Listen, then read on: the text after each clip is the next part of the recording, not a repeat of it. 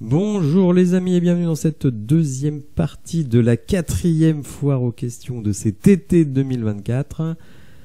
Alors on va tout de suite rentrer dans le vif du sujet, je vais pas faire une intro de 10 minutes comme la première partie. Donc bonjour Teddy, me demande Thierry Marnas.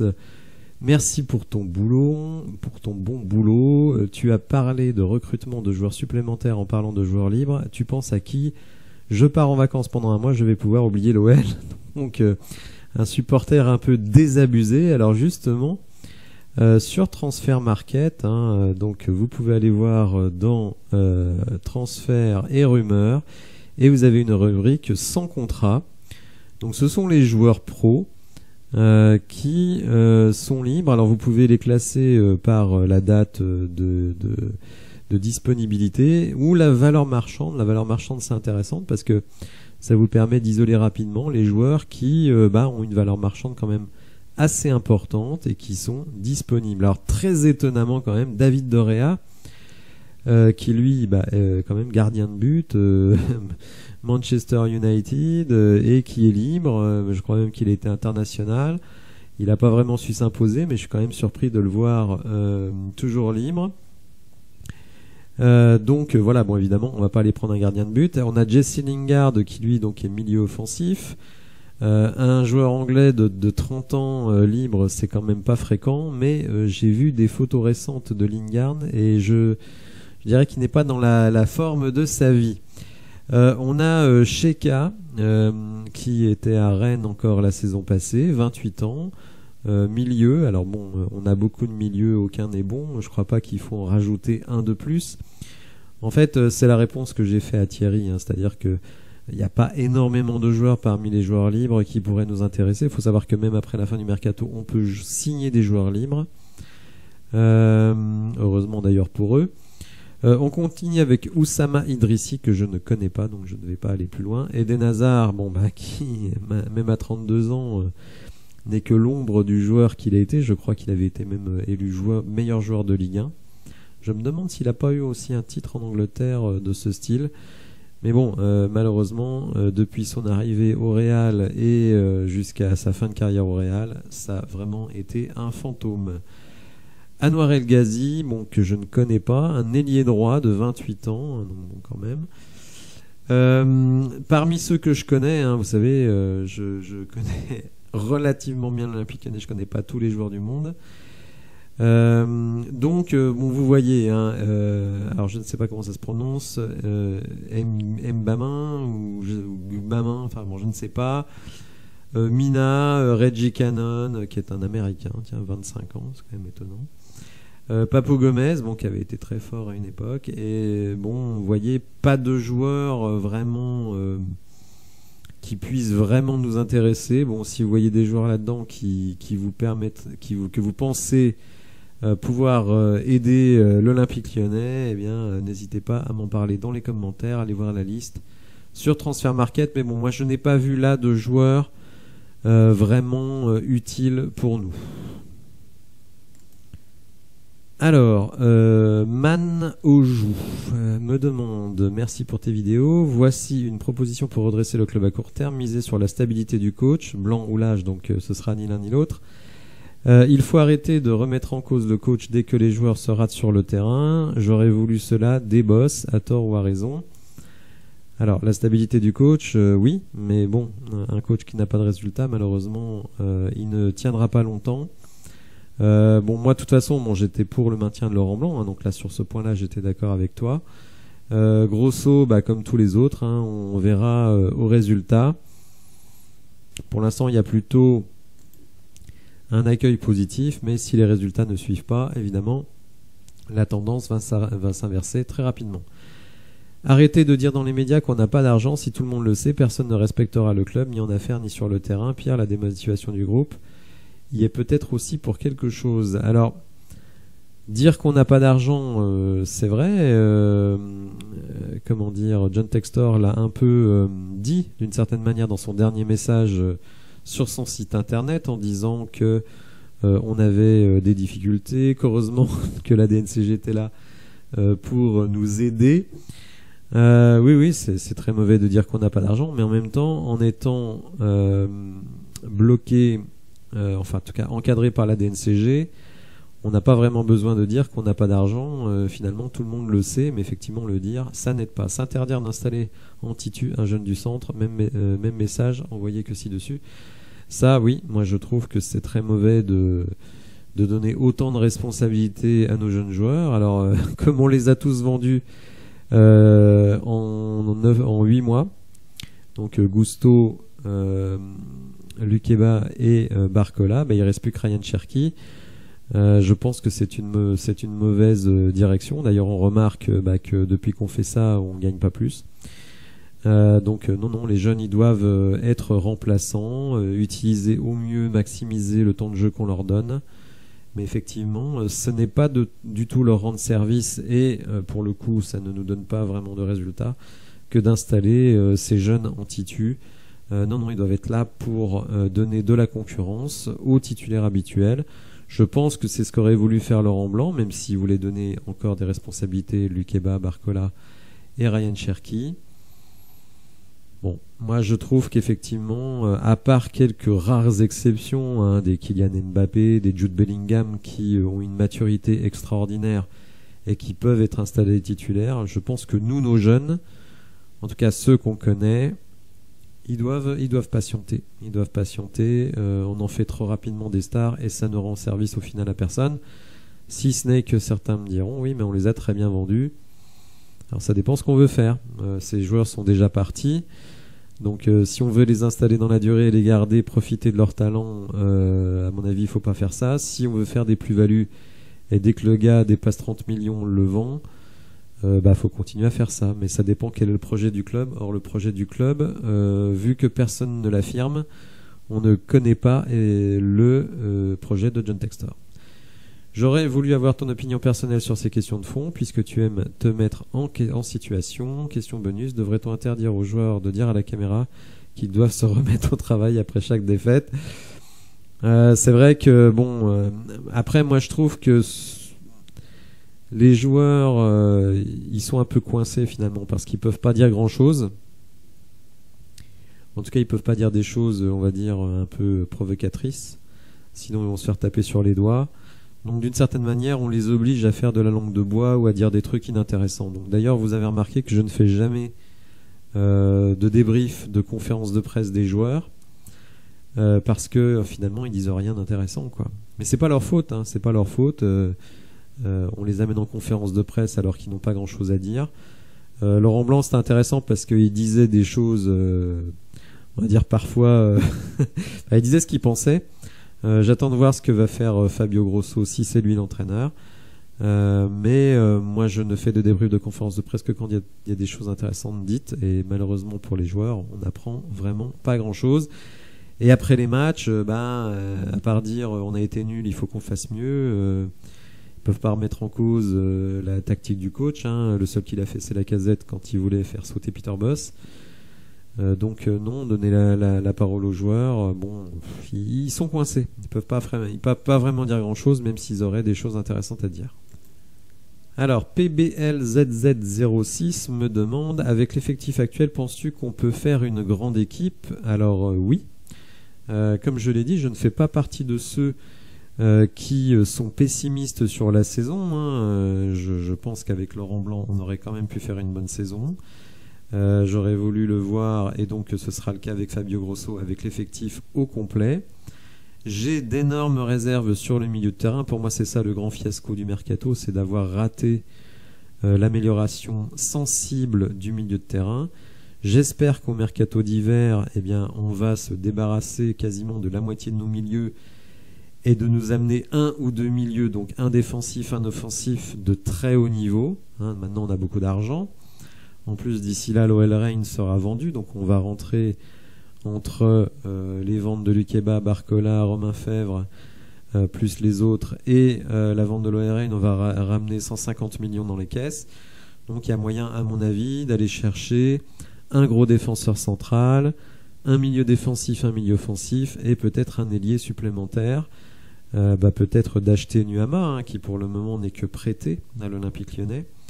Donc oui, je pense qu'on peut faire une bonne équipe d'ores et déjà, même si le milieu me fait un peu peur.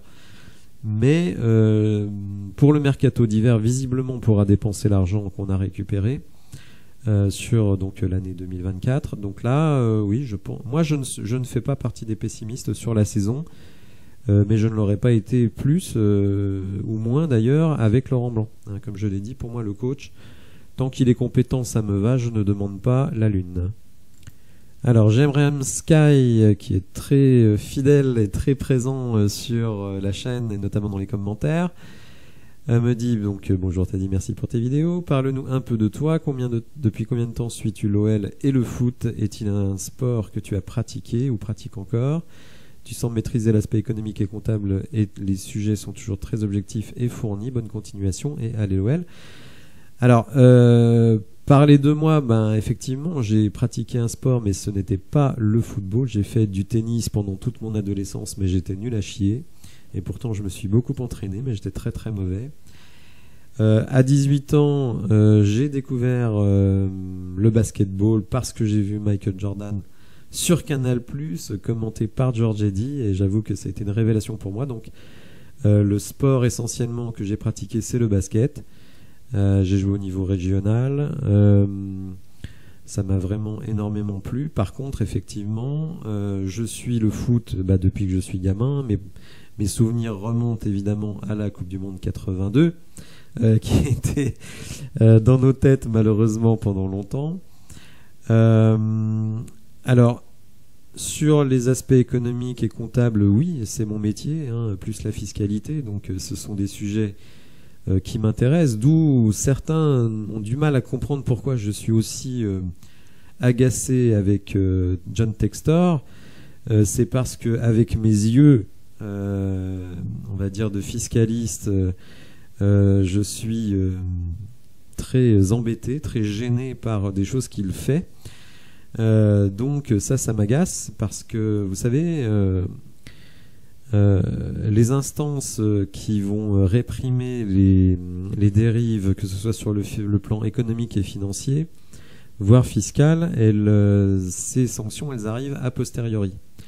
Et je trouve qu'il y a des choses qui sont faites avec le club qui sont potentiellement sanctionnables. Donc pour le moment, on se dit tout va bien.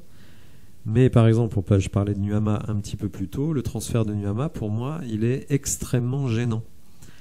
Alors pour bien comprendre pourquoi il est gênant, ça demande, on va dire, une certaine expertise sur le plan fiscal, comptable, juridique. Donc je ne vais pas rentrer dans tout un développement, mais en tout cas moi ça m'inquiète parce que je me dis, et regardez la Juventus Turin qui pendant longtemps a fait des malversations, alors je parle même pas de dopage, mais sur la comptabilisation des transferts, a été interdite de Coupe d'Europe. Moi je n'ai pas envie qu'un jour on se retrouve avec une interdiction de Coupe d'Europe. Bon, pour le moment la question ne se pose pas, mais qu'on se retrouve avec des sanctions tout simplement parce qu'il y a des choses qui au final auront été sanctionnées. Donc je sais que certains s'agacent de mes réticences sur les opérations de John Textor, mais avec mon œil à moi, ce sont des opérations qui me gênent énormément. Donc j'espère qu'on ne sera pas sanctionné, mais si c'est le cas, je ne serai pas surpris. Alors suivre l'OL, je suis l'OL depuis le début des années 2000, alors je sais, on va dire, tu es un OLX rattaché au succès de l'Olympique Lyonnais, c'est à la fois un peu vrai et un peu faux. En fait, j'étais un très très grand fan de Sonny Anderson depuis l'AS Monaco. Et en fait, j'aimais bien l'Olympique Lyonnais parce que l'Olympique Lyonnais, il était réputé en France pour justement pratiquer un jeu de qualité. Et je dois dire que quand Sonny a signé à l'OL, pour moi, c'était un grand jour. Un petit peu quand Nicolas Batum a signé au SLUC Nancy, pour ceux qui suivent un petit peu le basket, parce que mon équipe de basket de cœur, ce n'est pas l'Asvel, c'est le SLUC Nancy. Donc j'ai commencé évidemment à suivre l'OL. Ça a bien tombé puisque les titres se sont enchaînés. Après, je dois dire que j'aimais beaucoup Jean-Michel Aulas. Un peu, j'aimais bien son côté à la fois compétent sur le plan business et son côté un peu marrant, un peu provocateur. J'ai pas trop aimé sur la fin, mais je pense qu'il était fatigué, hein, il était temps qu'il s'en aille. Donc tout ça, j'ai aimé aussi le projet du Grand Stade. Je fais partie de ceux qui sont favorables au projet du Grand Stade. Alors les autres infrastructures, je suis un peu plus mesuré, il faudra les juger sur le long terme. Et évidemment, l'académie, toute la génération Lacazette. En fait, jusqu'à il y a 2-3 ans, j'ai aimé l'Olympique Lyonnais parce qu'il y avait une identité Olympique Lyonnais. J'ai peur quand même qu'avec John Textor, on la perde un peu, voire beaucoup. Donc c'est pour ça que je suis un peu dubitatif sur ce qui se passe avec John Textor, déjà en termes d'identité lyonnaise et aussi avec certaines de ces opérations qui me gênent un peu. D'ailleurs, j'ai entendu Razik Brick dans Olympique et Lyonnais qui racontait que dans le club, on a dû le ralentir sur certaines opérations qu'il voulait faire en lui disant mais on n'a pas le droit de faire ça. Donc moi, j'ai affaire souvent avec des entreprises et des chefs d'entreprise qui ont pris des décisions avec l'aval d'avocats, etc., et qui en fait sont totalement à côté de la régularité et qui l'ont quand même fait. Donc c'est pour ça, moi je suis méfiant vis-à-vis de tout ça. Alors Charles-Antoine Gabriel dit Charlie, donc que je salue, me dit je me pose 2 questions principalement concernant l'organisation de sportif. Va-t-on recruter à court ou à moyen terme un directeur sportif? Sinon pourquoi pas? Et si oui, quand?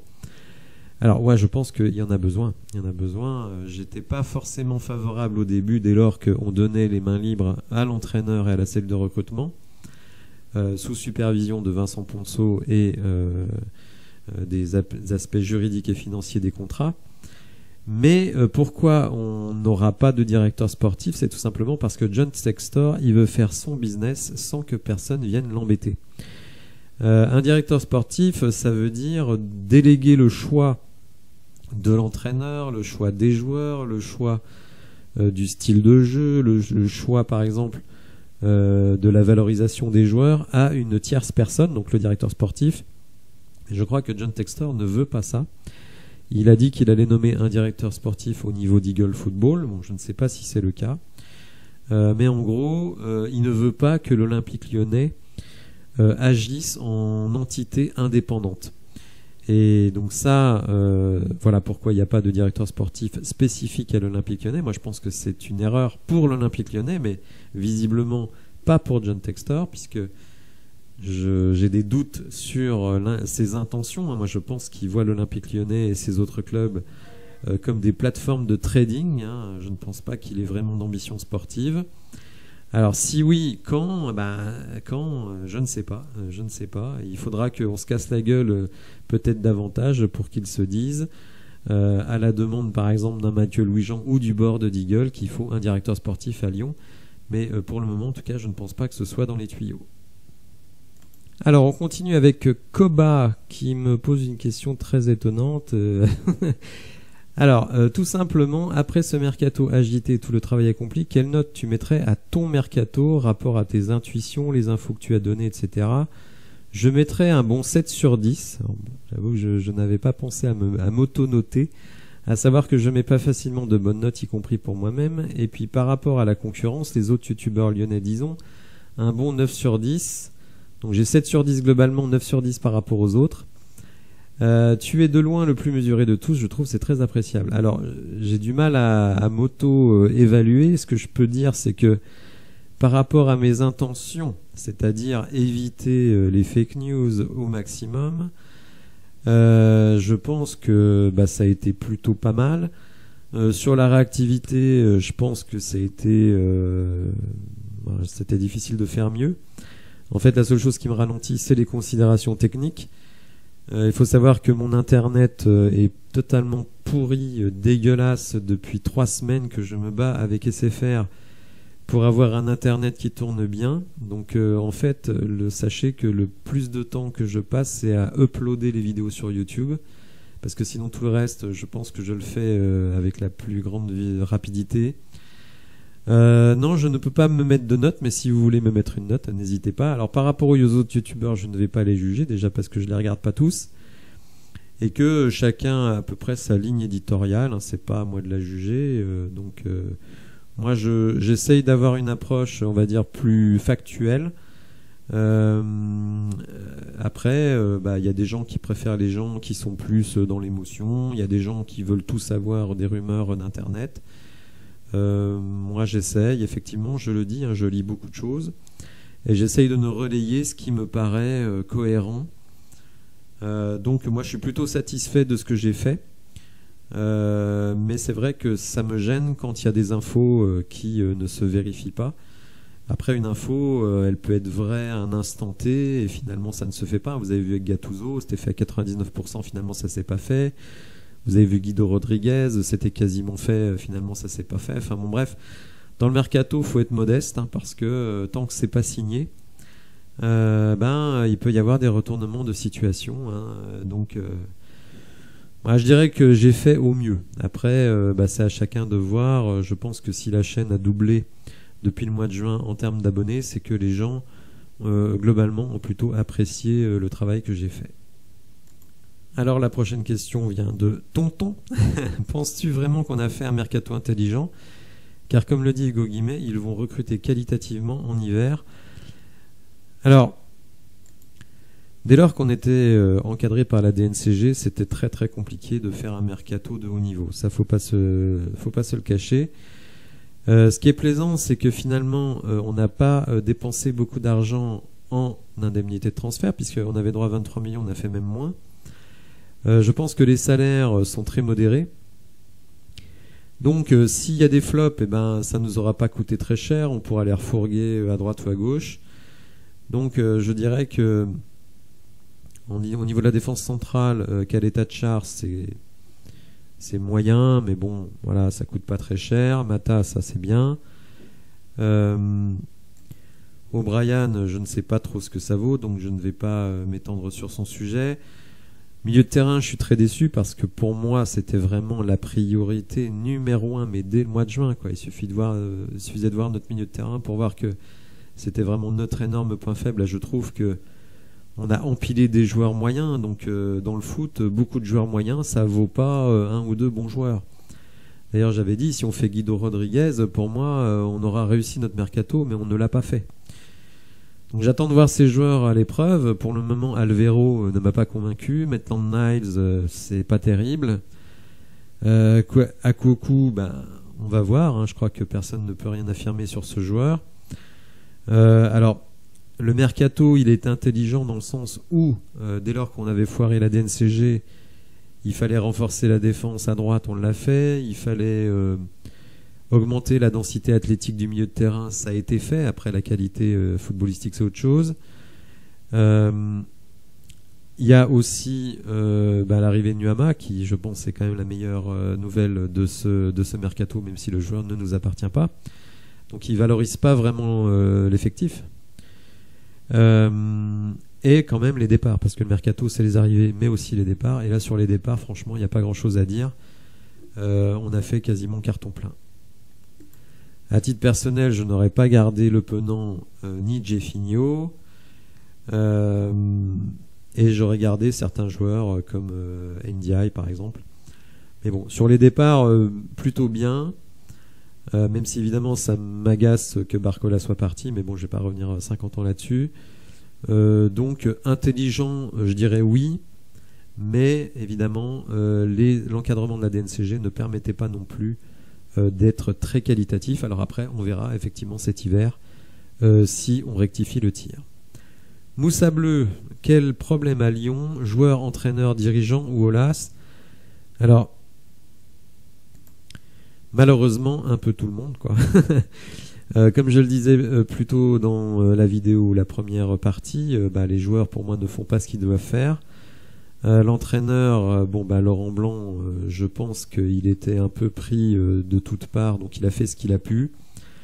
Les dirigeants sont néophytes dans le football français, donc on va leur donner le bénéfice du doute. Et Aulas, qui effectivement a laissé un budget dont la structure était difficilement tenable sans vendre énormément de joueurs. Donc là, il y a eu un vrai souci de ce côté-là. Donc c'est vraiment une combinaison de tout ça, mais quand même, au final, ce sont les joueurs qui sont sur le terrain.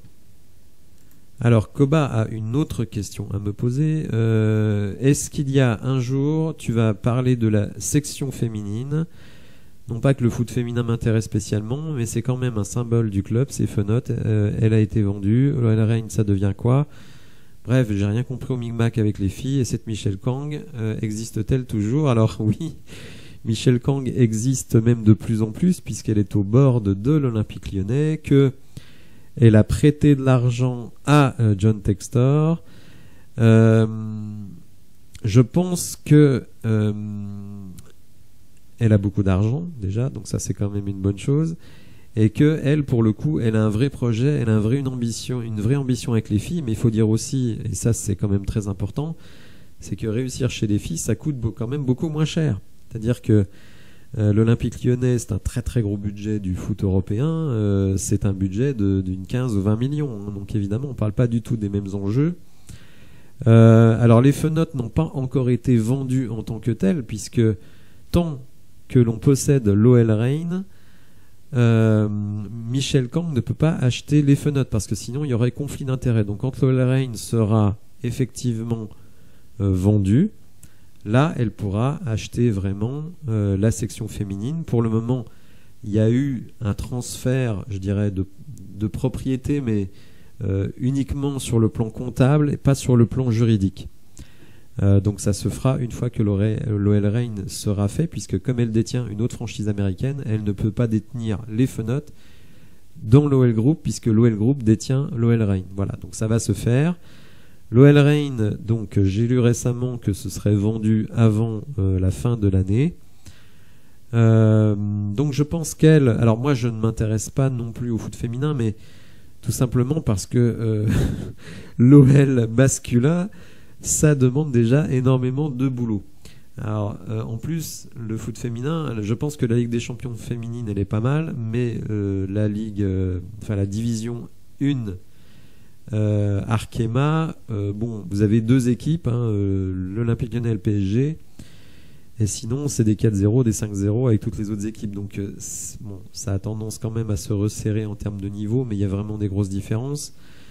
Donc je ne peux pas vraiment parler parce que je ne m'y intéresse pas trop. L'OL masculin, croyez-moi, c'est déjà presque un boulot à plein temps. On va terminer avec Joseph Henry. Le PSG a 1 milliard de déficit sur leur mercato et la DNCG cherche des poux dans la tête de l'OL pour 60 millions. Est-ce normal? Alors oui, je sais que beaucoup de supporters ont l'impression qu'on s'acharne contre l'Olympique Lyonnais, mais il faut comprendre que la DNCG, elle agit d'une manière purement mathématique. Elle regarde vos recettes, elle regarde vos dépenses. Les recettes, elles s'en foutent de savoir ce que c'est. Par exemple, le PSG, l'Olympique de Marseille, quand il y a des trous, l'actionnaire, il bouche les trous. Donc c'est simple. Évidemment, c'est pas une super manière de gérer, mais on va dire pour le moment, ça tient. Donc le PSG, il vomit les milliards dans ses budgets. Donc le budget, il passe. C'est de la finance, on va dire, pas très économique, mais c'est comme ça. L'Olympique Lyonnais, il n'a pas passé la DNCG tout simplement parce que les salaires et les charges salariales dépassaient 70% des revenus prévisionnels, bien entendu. Donc c'était purement mathématique. Vous êtes au-dessus des 66%, vous êtes encadré. Vous êtes en dessous des 70%, vous n'êtes pas encadré. C'est pas plus compliqué que ça. Donc le PSG, quand il voit que il faut mettre au pot, il met au pot. McCourt à Marseille, quand il faut mettre au pot, il met au pot, et c'est pour ça que leur budget passe et que le nôtre n'est pas passé. Donc je ne convaincrai pas ceux qui pensent qu'il y a un complot anti-Olympique Lyonnais, mais voilà, sachez que malgré on va dire une économie douteuse, le PSG arrive à faire passer ses budgets. Au plan européen, les règles sont différentes, hein. Le fair play financier, les règles sont différentes. Donc c'est pour ça qu'ils sont quand même un peu tenus. Même si bon, on a vu que le fair play financier, bon, on allait vous donner une amende de 10 millions par-ci, 10 millions par-là, une petite interdiction recrutée, mais bon, en général, ça reste quand même très limité. Voilà, eh bien écoutez, merci à tous pour avoir posé ces questions. Personnellement, j'apprécie cet exercice. Ça permet aussi de répondre en longueur et très précisément aux questions qui sont posées. On va bientôt donc repasser sur le terrain. Je dirais que pour nous, la saison commence maintenant avec nouvel entraîneur, nouvel effectif et j'espère des ambitions assez hautes. Voilà, si vous avez apprécié la vidéo, n'hésitez pas à la liker, à vous abonner à la chaîne et je vous dis à bientôt pour de nouvelles infos. Merci, au revoir.